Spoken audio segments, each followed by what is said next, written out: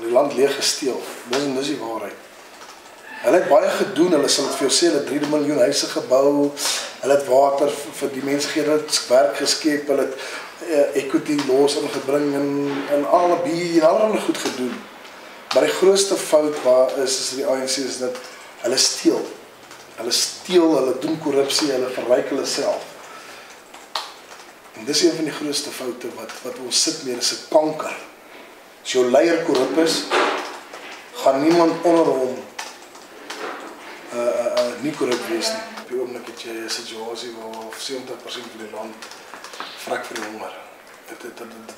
Daar's 'n revolusie wat gaan uitbreek.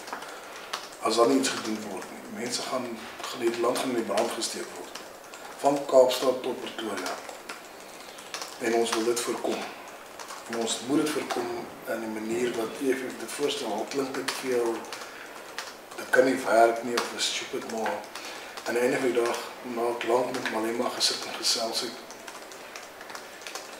het hy gesê dat hulle mense sal hom bedank eendag omdat hy hulle lewens gespaar het. So wat ons sê is dat as daar grond is en daar's 'n bewys dat die grond gevat is, wil ons nie hê die grond moet gevat word en vir 'n sekere groep gegee word nie. Ons sê al die grond die moet oorgedra word na die staat toe. As jy op 'n plaas bly, gaan jy van die plase verwyder word. Die produksie op die plaas gaan voortgaan. Jy gaan 'n lisensie gegee word om daai grond vir die volgende 25 jaar te gebruik soos wat jy wil. En waar jy dan hulp nodig het, want partykeer weet ons maar as daar 'n storm kom en die boere kry swaar, waar jy dan hulp, dan kom ons die staat in. Maar ons sê is, dan kom ons in. En ons gaan jou finansiëel help. Malema is 'n karismatiese leier. Hy weet om te praat en hy weet om mense op te soek. Maar as jy met daai man gaan sit 1-on-1, dan gaan jy agterkom, kyk, die ou is nie 'n dom kop nie. Jy het Malema nodig in die parlement, like it or not.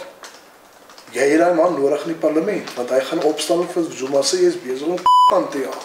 En hy gaan vir hom sê, hoekom jy dit doen? As jy kom met Malema wat Zuma se geheime weet, en die ANC se geheime weet, dan dink hulle ons 2 keer nou daaroor.